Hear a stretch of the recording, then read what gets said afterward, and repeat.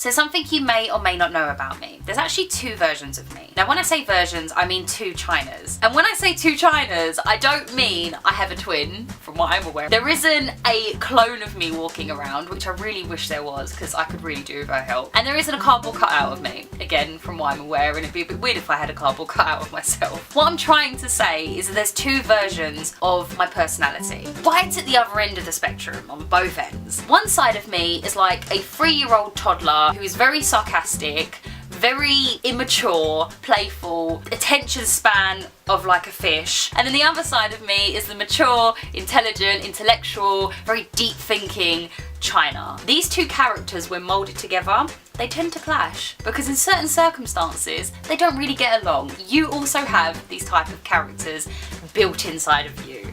You probably have a little 3-year-old Chyna inside of you as well. Not an actual 3-year-old Chyna, but a 3-year-old you. What I'm trying to say is certain scenarios don't go down too well. Like, let's say you're either a morning person or you're not a morning person. My two characters, however, definitely differ. One side of me can wake up very easily. The other side of me generally rolls around in bed for about an hour and a half and hits snooze about 10 times. What about when you're trying to focus? You're in a productive mood, you want to get what you need to get done. But there's that side of you that just sometimes wants to, come out and play. That side of you that wants to do everything in its power to distract you.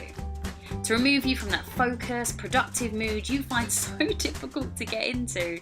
Look, do you know how hard it is for me to get into this mood? Do you know how annoying that Chyna is when you need to get something done?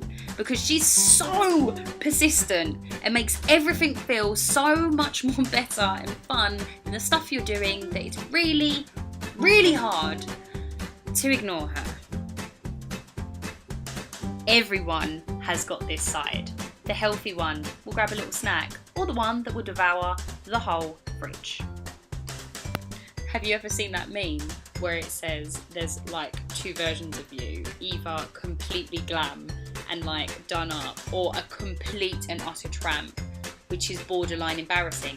Yeah, this is pretty much my two moods. There's no really in between, if I'm honest with you. Apart from my phone distracting and ripping quite a heap of emotion out of me, when it comes down to interactive things like watching TV or a film, I can be in one of two moods. The first, quite casual, just sitting there watching TV, pretty much in silence, probably on my phone, just getting on with it.